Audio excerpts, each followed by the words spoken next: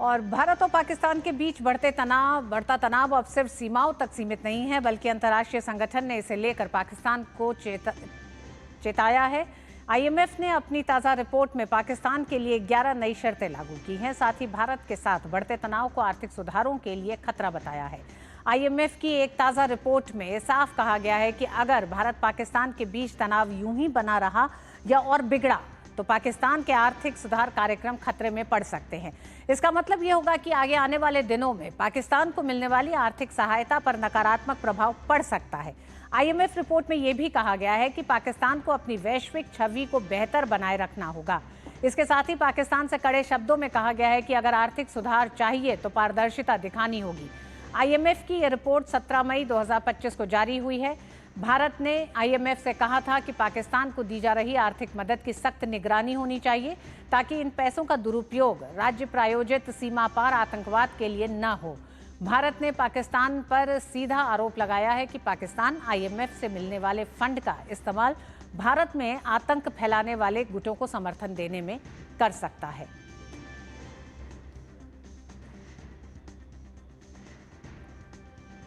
IMF ने बहुत साफ कहा है, पाकिस्तान को आर्थिक सुधार चाहिए तो पाकिस्तान को पारदर्शिता दिखानी होगी। और अजय मिश्र हमारे साथ इस खबर पर जुड़ गए हैं।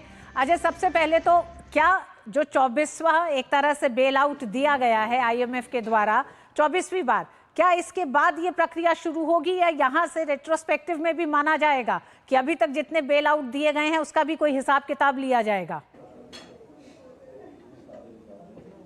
देखिए रितु जी, जितने भी बेल आउट की शर्तें हैं उस पर तो लगातार आईएमएफ की निगाहें रहती हैं, लेकिन इस बार जो नए रेस्ट्रिक्शंस लगाए गए हैं उसकी रोशनी में पाकिस्तान की हालत और भी ज़्यादा ख़राब हो सकती है। मिसाल के तौर पर आईएमएफ की जो ताज़ा रेस्ट्रिक्शंस है वो कहती हैं कि उनको नया एग्रीकल्चर इनकम टैक्स लगाना होगा और सभी राज्यों में लगाना होगा। अब सोचिए कितना मुश्किल होगा, जो पहले ही महंगाई की मार से जूझ रहा है, जिसको पानी की किल्लत का सामना करना पड़ रहा है, आम आदमी रोज़मर्रा की चीज़ महंगाई से जूझ रहा है, वो कैसे एग्रीकल्चर टैक्स लगाएगा। दूसरी बात यह कि वो कह रहे हैं कि आपको जो बजट है वो आईएमएफ से पूछ करके तय करना होगा और जल्दी से जल्दी पास करना होगा। साथ ही साथ जो वहाँ का सेंट्रल बैंक है वो पाकिस्तान सरकार को कोई लोन नहीं दे सकता बिना आईएमएफ को पूछे। आप सोचिए कितनी बड़ी बात है कि आपको आईएमएफ से पूछना पड़ेगा, खुद ही अपने सेंट्रल बैंक से लोन लेने के लिए सरकार को। कितनी दयनीय स्थिति है उनकी। तो बहुत ही मुश्किल दिन और 37 महीनों का ये वक्त, ये नया जो बेल आउट जिसको आप 24वां बता रही हैं, 37 महीनों का वक्त और सितंबर में इसका फिर से रिव्यू होना है। अगर पाकिस्तान इन शर्तों पर खरा नहीं उतरता है तो सितंबर में जो रिव्यू होने जा रहा है उसके लिए और भी मुश्किल साबित होगा और एक तरह से पाकिस्तान जो दिवालियापन के बिल्कुल कगार पर आकर खड़ा है और लगातार उसको बेल आउट दिया जा रहा है, जिसका भारत ने पुरजोर विरोध किया है।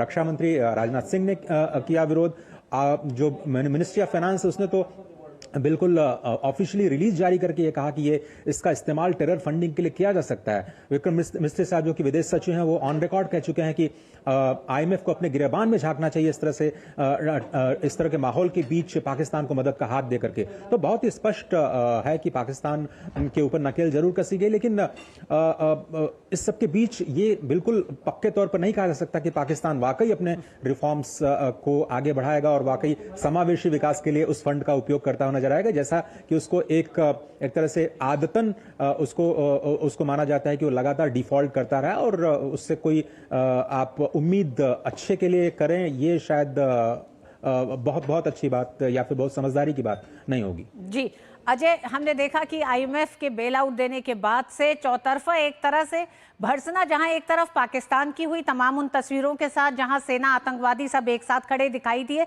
उसके बाद एक तरह से आईएमएफ की भी भर्सना हुई कि किस तरह से पाकिस्तान को लगातार बेल आउट दिया जा रहा है। क्या आपको लगता है ये 11 शर्तें उस दबाव का भी नतीजा है? बिल्कुल उस दबाव का नतीजा है, और क्योंकि रेपुटेशनल रिस्क एक शब्द का इस्तेमाल किया है और आईएमएफ ने, रेपुटेशन किसकी खतरे में है?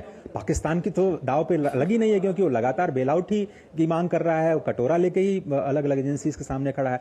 तो किसकी दाव साख पर, किसकी साख जो है वो दाव पर लगी है? तो आईएमएफ की जो साख है वो दाव पर लगी थी और इसलिए लगातार आईएमएफ ने रेपुटेशनल रिस्क की बात कही है, स्ट्रक्चरल रिस्क की बात कही है। पाकिस्तान को लेकर के। तो बिल्कुल आप सही कह रही हैं। और सोचिए कि आईएमएफ ने एक स्टाफ रिपोर्ट पाकिस्तान को लेकर के जारी की, अपने वेबसाइट पे डाला। जैसे ही मीडिया में खबर आई, न केवल भारत बल्कि पाकिस्तान की मीडिया में इसको जब रिपोर्ट किया गया, उसके बाद इसको वहां से हटा लिया गया। तो ये दिखाता है कि आईएमएफ वाकई थोड़ा सा प्रेशर में है और वो दिखाने की कोशिश कर रहा है कि वो बाईपार्टिसन है, निष्पक्ष है, बिना अपने शर्तों पे लोन देता है। लेकिन कहीं ना कहीं इस बात की क्रिटिक जरूर हो रही है कि ऐसे वक्त को क्यों चुना गया और इन शर्तों को क्यों चुना गया। बिल्कुल, आईएमएफ की भूमिका को लेके भी कई तरह के सवाल उठ रहे हैं। रहा सवाल पाकिस्तान का, तो जो पाकिस्तान आतंकवादी गतिविधियों के लिए ग्रे लिस्ट में डाले जाने से ना घबरा रहा है और ना बदल रहा है, वो इन 11 शर्तों से आईएमएफ की कितना बदलेगा, ये वक्त बताएगा। बहुत बहुत धन्यवाद अजय